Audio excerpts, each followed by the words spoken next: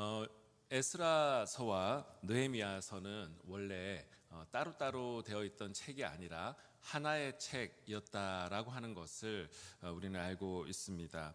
원래 하나의 책이었지만 중간에 제롬이라고 하는 사람 이후에 그것이 나눠졌습니다. 그런데 나눠졌지만 내용적으로 보면은 이 두 책은 여전히 하나의 책입니다. 그 내용이 무엇일까라는 것을 우리가 한번 생각해 보면 바벨론 포로기 이후에 이스라엘 백성들이 그들의 본토로 돌아왔지요. 그런데 돌아와서 그들을 올바른 하나님 나라의 백성의 정체성, 그 정체성으로 세워 나가야 하는 상황입니다. 그런 어떤 과정의 내용들을 보여주는 책이 바로 에스라, 느헤미야입니다. 그런 점에서 일종의 하나의 내용적으로 볼 때 하나의 책이라고 하는 것이죠. 자, 그런데 이 하나의 이야기를 이루고 있는 좀 더 그 밑에 깔려 있는 백그라운드를 우리가 좀 살펴보기를 원하는데요. 기원전 586년 즈음에 남유다는 바벨론으로 포로로 잡혀가게 됩니다. 그리고 50년 정도의 시간이 지나가게 되고 이제 바벨론도 멸망하게 됩니다. 그리고 그 바벨론이 멸망한 이후에 어떤 나라가 득세하게 되죠? 페르시아가 득세하게 됩니다. 그때 고레스라고 하는 왕이 이제 새로운 정책을 펼쳐 나갑니다. 항상 어떤 새로운 왕조나 아니면 새로운 힘을 가진 나라가 또 득세를 하면 뭔가 새로운 정책을 하기 마련이죠. 이전에 부족했던 것들을 보완하는 방식으로 아니면 과거의 통치자들과 차별된 뭔가를 보여줌으로써 자기를 돋보이게 하는 그러한 방식으로 접근하기도 합니다. 그런데 실제로 페르시아라고 하는 나라는 굉장한 큰 제국을 이루고 있었던 나라였습니다. 그런데 이 고레스의 정책이 무엇이었냐 하면 각 민족들이 그들의 본토로 가게 되고 그들의 고유한 문화와 또 종교들을 잘 유지하면서 살아라라고 하는 것이 고레스의 정책이었습니다. 광대한 나라를 사실 효율적으로 통치하기 위해서는 힘만으로는 안 됩니다.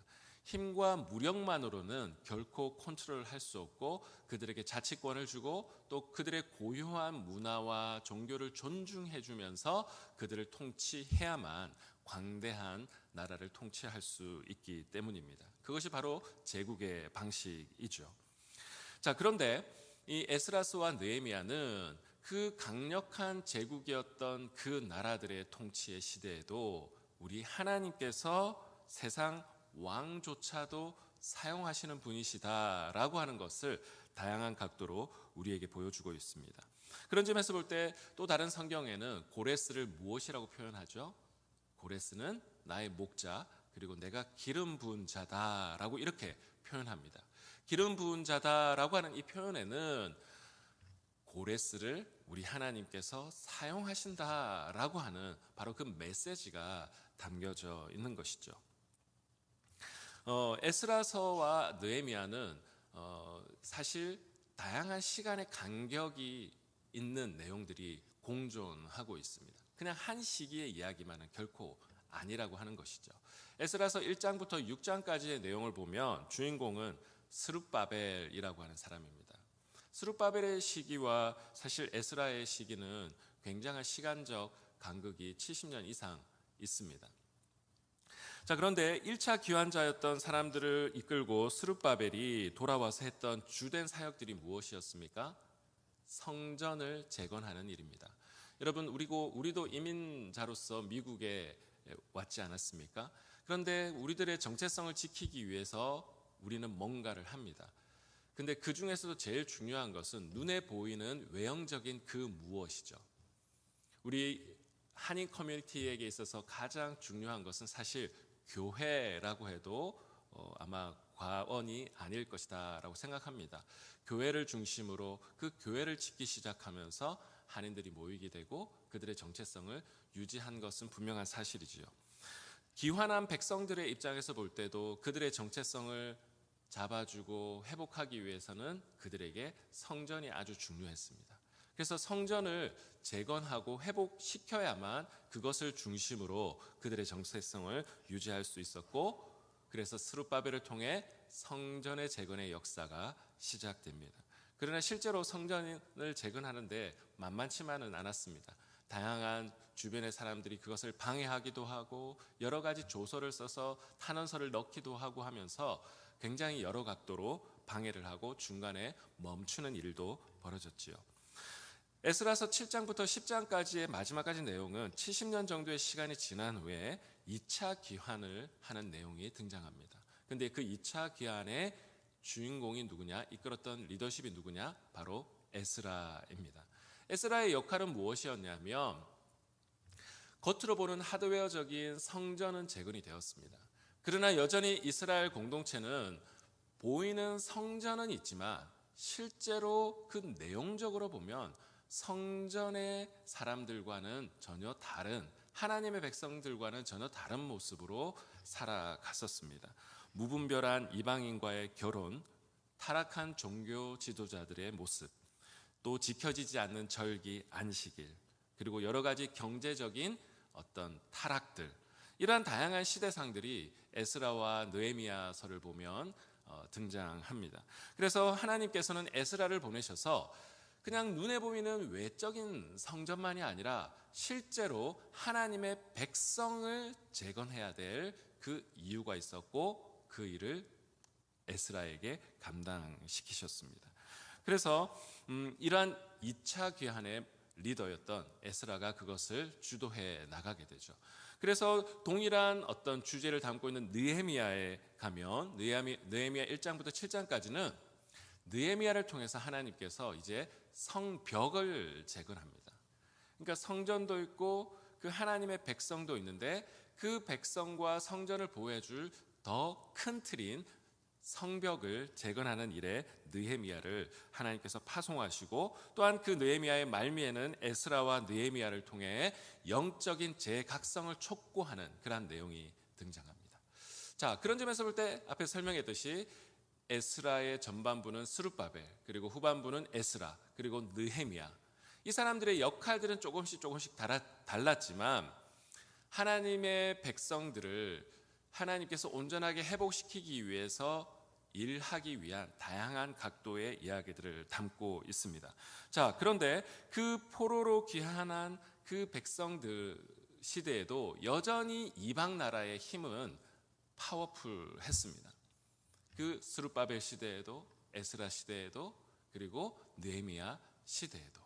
그러나 그 이방의 왕들이 통치하는 시대였지만 믿음의 사람들을 통해 하나님께서 어떻게 역사를 이끌어 나가시는가, 바로 그것을 보여주는 책이 바로 에스라 느헤미야의 핵심적인 내용이었습니다.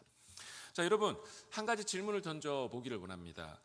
귀환한 백성들에게 있어서 가장 중요한, 회복되어야 할 가장 중요한 것은 무엇일까요? 물론 성전일 수 있습니다.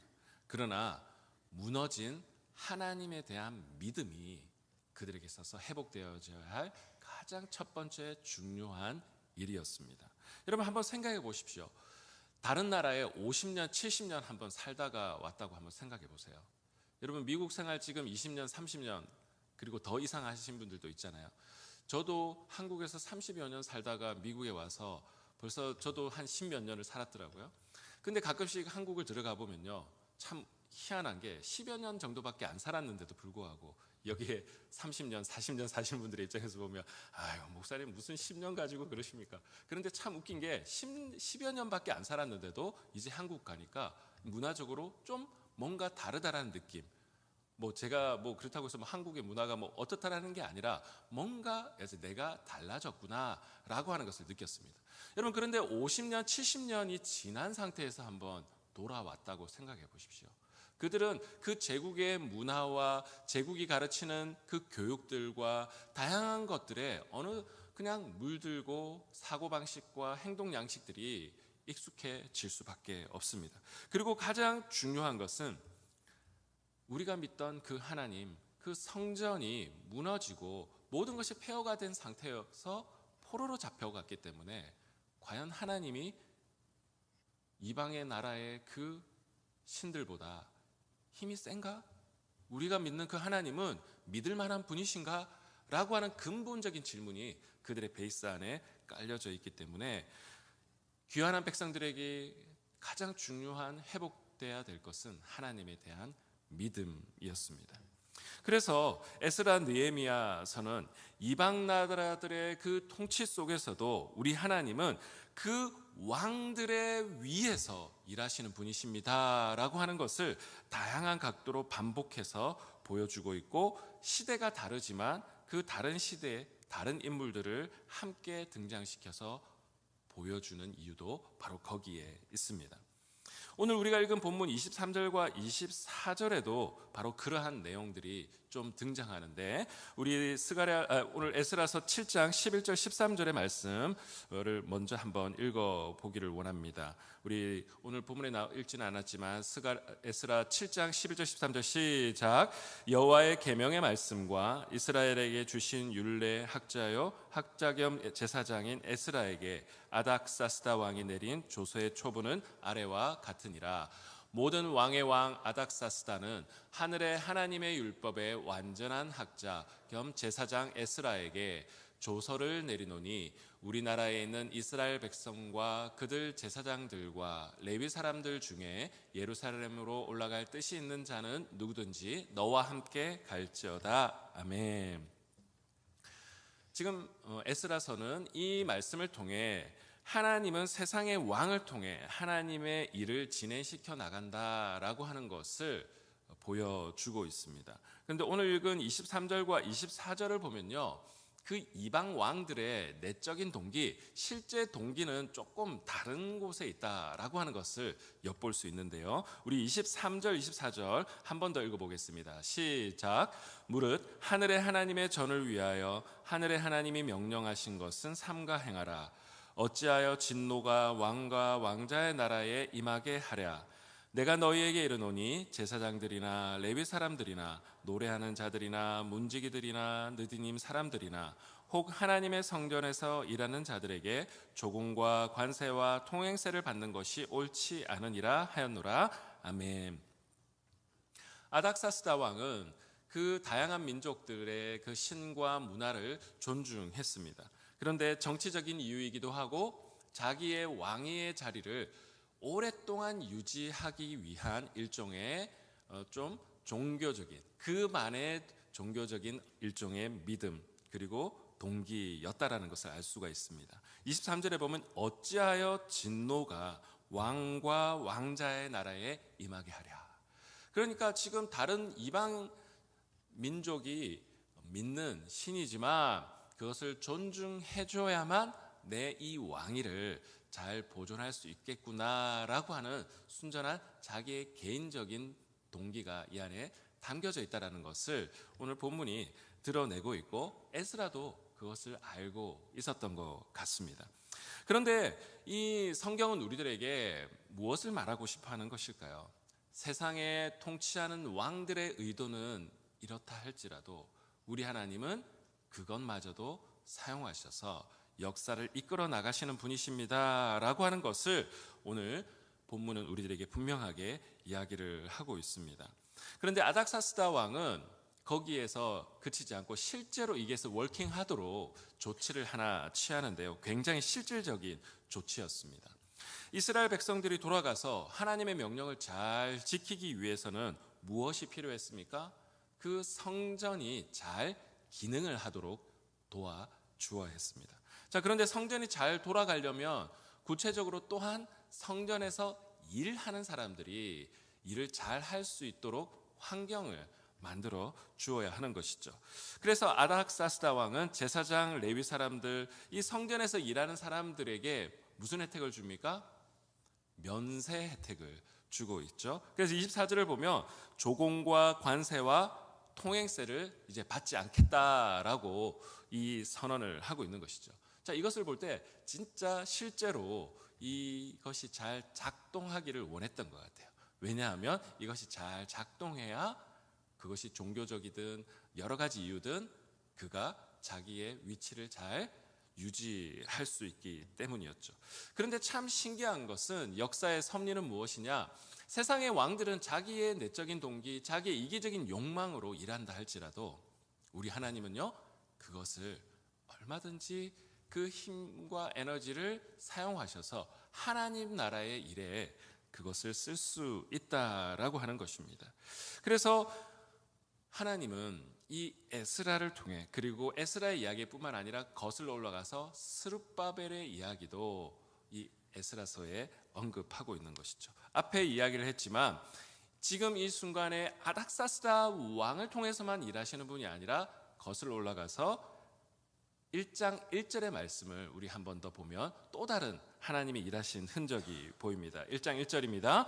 바사왕 고레스 원년에 여호와께서 예레미야의 입을 통하여 하신 말씀을 이루게 하시려고 바사왕 고레스의 마음을 감동시키매 그가 온 나라에 공포도 하고 조서도 내려 이르되.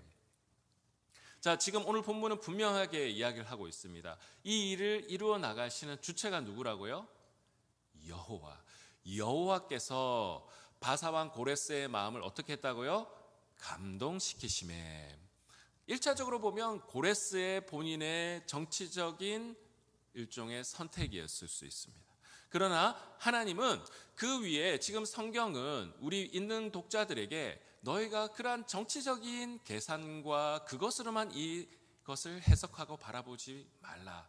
그 위에서 우리 여호와 하나님께서 일하고 계시고 그 왕들을 사용하셔서 역사를 이끌어 나가는 것이야 라고 오늘 읽는 독자들에게 분명하게 메시지를 전하고 있습니다. 중간에 오늘 언급은 하진 않았지만 고레스, 그리고 성전이 중단되었을 때 다리오 왕을 사용해서 성전이 다시 재건되도록 하고, 또 하나님께서는 아닥사스다 왕을 통하여서 하나님의 백성들을 이끌어 나가시는 것을 다양한 장면을 통해 보여주고 있습니다. 이 거대한 움직임을 우리는 영적인 눈을 들어서 바라보라 라고 오늘 에스라 느헤미야는 우리들에게 이야기를 하고 있고, 여러분, 포로 귀환된 백성들에게 앞에 던졌던 질문, 그들에게 회복되어야 될 것이 무엇이라고 했죠? 하나님에 대한 신뢰 회복, 하나님에 대한 믿음이라고 했습니다. 그래서 이 에스라 느헤미야를 읽다 보면 아하, 세상의 왕이 통치하는 것이 아니구나, 우리 하나님이 그 위에서 운행하시고 역사를 이끌어 나가시는구나 라는 것을 우리는 믿어야, 하나님에 대한 신뢰와 믿음을 회복해야 진짜 포로기 이후에 새로운 하나님 나라의 공동체를 건설해 나갈 수 있었던 것입니다.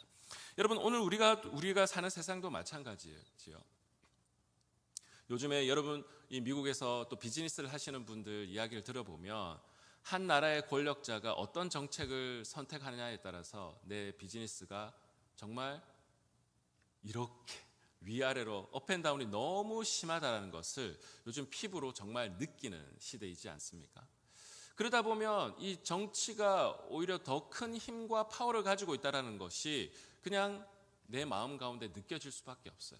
그래서 모든 생각을 나의 경제적인, 그리고 정책을 쥐고 있는 사람, 그리고 여러 가지 정치적인 선택을 하는 사람들에게 나의 마음과 눈이 고정될 수밖에 없지요.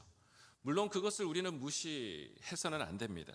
그러나 성경은 우리들에게 무엇을 이야기하느냐, 그 권력들을 우리가 무시해서는 안 되지만 그 권력에 우리는 압도당하면서 살아가서는 안 된다. 오히려 그 위에서 일하시는 분은 우리 하나님이시다라고 우리들에게 말하고 있습니다. 오늘 이 미국 땅을 통치하는 대통령 트럼프가 어떤 정책을 한다 할지라도 그것 때문에 때로는 밉기도 하고 때로는 여러 가지 계산기들 두드려보며 머리가 복잡하지만, 여러분, 오늘 우리가 주목해야 될 것은 그들뿐만 아니라 그 너머에 계신 우리 하나님은 어떻게 역사를 이루어 나가실까? 그 세상의 왕들은 자기의 이기적인 동기와 이기적인 욕심으로 선택하고 결정하지만 오늘 성경은 우리들에게 그 동기 나도 알고 있어. 그러나 그 동기마저도 나는 사용할 수 있는 온 천지 만물을 지으신 하나님이야. 내가 창조자야. 내가 구원자야. 라고 오늘 하나님은 우리들에게 말씀하시는 줄로 믿습니다. 혹시 내 마음 가운데 이 흔들리는 과정을 통하여서 마음의 상처를 입고 있는 분들이 있다면 오늘 하나님의 깊은 위로와 하나님이 붙들어 주시는 하나님의 강하심이 여러분 가운데 임하시기를 주님의 이름으로 축복합니다. 여러분, 그런데 오늘 성경을 계속 읽다 보면요, 하나님은 세상 왕들 위해서도 일하지만 하나님의 사람들 위해서도 일하고 있다라고 하는 것을 볼 수가 있습니다. 25절과 26절을 보면 법관들과 재판관들을 삼으라라고 하는 이 명령이 있게 되는데, 바로 이러한 조치도 1차적으로 보면 왕이지만 우리 하나님께서 그 왕의 명령을 사용하셔서 그 정비할 법관들과 그리고 종교적으로 필요한 사람들을 세워 나가시는 것이죠. 자, 그런데 에스라도 이 세상 왕의 명령 위에 하나님의 손길이 있다는 것을 인정하고 있습니다. 그것을 볼 수 있는 장면이 28절인데요. 우리 28절의 말씀 같이 한번 읽도록 하겠습니다. 시작. 또 나로 왕과 그의 보좌관들 앞과 왕의 권세에 있는 모든 백성 앞에서 은혜를 얻게 하셨도다.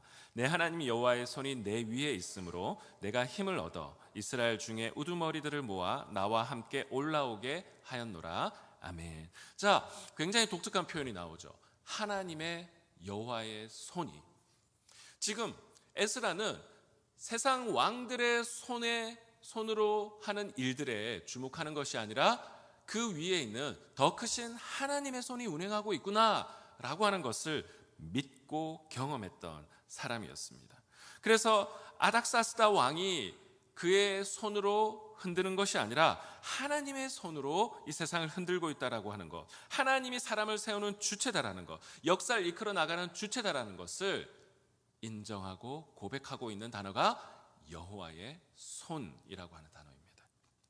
여러분, 하나님의 손이라는 표현은요, 성경의 다양한 곳에 등장합니다. 시편 139편 7절에서 10절에 보면요, 우리 10절만 한번 잠깐 보도록 할 텐데요, 10절의 말씀에 보면 거기서도 주의 손이 나를 인도하시며 주의 오른손이 나를 붙드시리로다 이야기를 하고 있습니다. 그런데 여러분, 신약 성경에 가면요, 누가복음 1장 66절에 보면 이런 표현이 있습니다. 듣는 사람들이 다 이 말을 마음에 두며 이르되 이야기가 장차 어떻게 될까 하니 주의 손이 그와 함께 하심이로라. 사도행전 11장 21절에 보면 주의 손이 그들과 함께 하심에 수많은 사람들이 믿고 주께 돌아오더라. 여러분, 비단 에스라만이 아니라 구약시대의 성경의 저자만이 아니라 신약시대에도 믿음의 사람들은 역사를 이끌어 나가시는 분이 여호와 하나님이시고 그의 손이 역사를 이끌어 나가신다라는 이 믿음을 가지고 있었습니다. 여러분, 지난 우리의 삶을 한번 돌아보면 1차적으로는 그것이 비극일 수 있습니다. 좋지 않은 일일 수도 있죠. 그런데 역사의 주관자라는, 하나님이 역사의 주관자라는 이 믿음이 있게 되면 일어난 일을 다르게 해석할 수 있습니다. 그런데 다르게 해석하면요, 우리의 태도가 바뀝니다. 그리고 태도가 바뀌게 되면 어떤 일이 벌어질까요? 결과가 바뀌게 되죠. 요셉이란 인물도 마찬가지죠. 1차적으로 그에게 일어난 일은 진짜 험난한 일이었습니다. 그런데 요셉은 하나님, 힘들었겠죠. 그러나 하나님을 향한 믿음이 있었습니다. 믿음이 있으니까 그의 태도를 볼 수 있는 내용들이 나오잖아요. 성실하게 일하게 되니까 인정받게 되고, 보디발의 아내가 유혹했지만 하나님을 의식했기 때문에 그의 태도는 분명했습니다. 그러니까 태도가 바뀌니까 결국 다른 결과가 일어날 수밖에 없었던 것입니다. 그래서 요셉은 그의 모든 과정을 이끌어 나가셨던 하나님의 손길을 이렇게 표현하고 있습니다. 창세기 50장 20절의 말씀을 읽어보겠습니다. 당신들은 나를 해하려 하였으나 하나님은 그것을 선으로 바꾸사 오늘과 같이 많은 백성의 생명을 구원하게 하시려 하셨나니 아멘. 여러분, 우리 하나님은 하나님의 손길로 우리를 이끌어 나가시는 분이신 줄로 믿습니다. 마지막으로 28절에 하나의 단어만 더 주목하고 말씀을 마무리하기를 원하는데요, 7장 28절을 보면요, 우리 하나님은 우리에게 담대함을 주시는 분이시라는 것입니다. 28절 후반부에, 중반부에 보면 내가 힘을 얻어 이스라엘 중에 우두머리를 모아 나와 함께 올라오게 하였노라. 힘을 얻어. 이 힘을 얻는다는 게 단순히 권력을 얻는다는 단어 이상의 의미입니다. 다른 곳을 찾아보면 세우다, 회복하다라고 하는 그러한 의미, 담대함의 의미다라고 하는 것을 볼 수가 있습니다. 우리가 하나님의 손길을 경험하면요, 우리는 담대하게 바뀝니다. 하나님이 우리에게 담대함을 주셔서 하나님은 하나님의 손을 경험한 사람들을 통해 어떻게 일하시냐. 사도행전 19장 11절을 보면 이렇게 되어 있습니다. 하나님이 바울의 손으로 놀라운 능력을 행하게 하시니. 우리 하나님은 하나님의 손길을 경험한 사람들을 통해 우리들의 손을 통하여 하나님의 놀라운 일을 하도록 우리를 부르시는 분인 줄로 믿습니다. 오늘 우리를 둘러싼 고레스, 다리오, 아닥사스다 왕 같은 현실이 있으십니까? 오늘 이 나라를 이끌어 나가는 정치, 경제, 다양한 권력들이 우리를 흔들고 있는 경험들을 하고 계십니까? 오늘 하나님은 그 위에 더 크신 하나님의 손을 경험하라 말씀하고 계시고, 그 하나님의 손을 경험하는 자들에게 담대함을 주시고, 그 담대함을 얻은 자들의 손을 통하여 우리 하나님은 하나님의 역사를 이끌어 나가신다. 이것이 분명한 오늘 성경의 고백이고 메시지인 줄로 믿습니다. 오늘 주님이 주시는 그 담대함으로 주님의 손과 발이 되어 주님의 나라를 이루어 나가시는 저 우리 모든 성도님 되시기를 주 예수 그리스도의 이름으로 축복합니다. 이 시간에 우리 찬양의 고백을 드리길 원하는데요, 주의 손에 나의 손을 포개고 주님이 우리의 손에 임하시사 우리를 통하여 하나님의 손이 되겠습니다 라고 하는 고백으로 우리 찬양 고백 드리길 원합니다.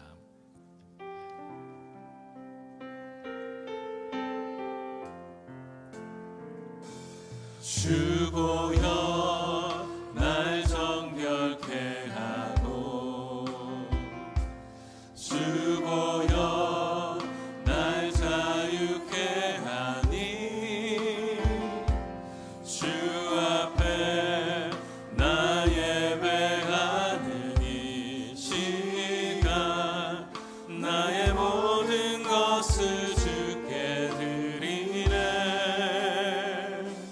주의 손 날 위에 지키셨고, 주의 발 날 위에 박히셨으니,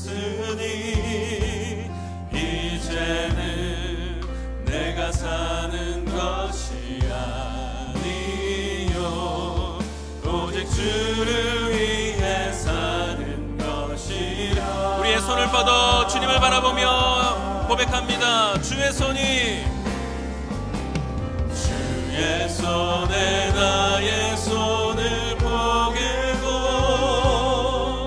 또 주의 발에 나의 발을 포개어 나 주와 함께 죽고 또 주와 함께 살리라. 영원토록 주 위에 살리라. 주의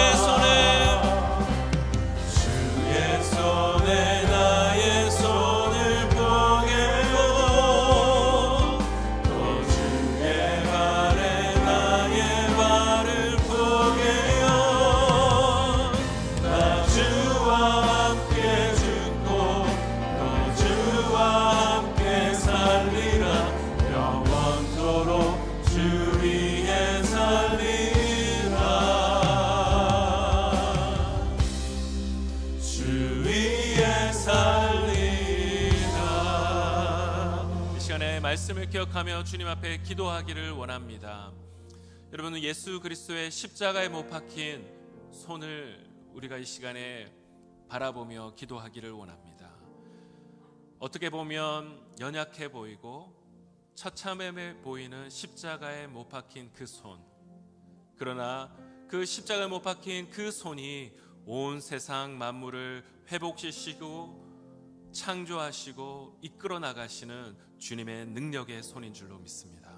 그 십자가의 손 위에 우리의 손을 포개고, 하나님, 우리도 주님의 손이 되어 주님의 손과 발이 되어 주님의 역사를 감당할 수 있도록 우리를 사용하여 주시옵소서. 이 시간에 주님 앞에 십자가의 신 주 예수 그리스도의 십자가의 손과 그 부활의 능력을 바라보며 주의 한 발로 외치며 주님 앞에 결단하며 기도하겠습니다. 주여, 하나님 아버지, 이 시간에 기도하며 나아갑니다. 주님, 우리의 모든 삶을 돌아볼 때에 하나님, 주님의 십자가에 못 박힌 손을 바라보며 아버지, 그 연약해 보이고 아버지 하나님 힘없어 보이는 그 십자가의 손이 우리를 구원하는 손이며 우리를 통치하시는 손이며 사랑과 평화로 통치하시는 주님의 손길임을 믿사오니, 아버지 하나님, 주님의 손길 위에 아버지 하나님 우리의 손길을 두고 주님 앞에 나아갈 수 있는 주님의 손길 다 될 수 있도록 주님께서 인도하여 주시고, 주님 주님만 바라보며 주님 앞에 나아갈 수 있도록 성령 하나님 아버지를 도와주시고 인도하여 주시옵소서. 주님의 손길만이 우리를 구원하는 손길인 줄 믿습니다. 주님의 능력만이 우리를 구원하는 손길인 줄 믿사오니 성령 하나님 아버지를 도우시고 십자가에 달리신 주 예수 그리스도만이, 십자가에 달리신 주님의 손길만이 우리를 구원하는 방식이며 사랑의 손길만이 능력의 아버지 손길임을 믿게 하여 주시고 그 사랑의 손길을 뻗어나가는 주님의 종들 될 수 있도록 인도하여 주시옵소서. 그렇습니다. 주님, 세상 왕들의 손에만 주목하는 인생이 아니라 온 우주 만물을 지어나가시는 창조자의 손길을 바라볼 수 있는 믿음의 사람들 되게 하여 주시옵소서. 십자가에 달리신 그 십자가에서 못 박히신 예수 그리스도의 손을 주목하기를 원합니다. 하나님, 그 십자가에 달리신 그 주님의 손길 위에 우리의 손길을 포개기를 원합니다. 하나님, 지금 우리의 손이 십자가와 닮아 있는지 돌아보기를 원합니다.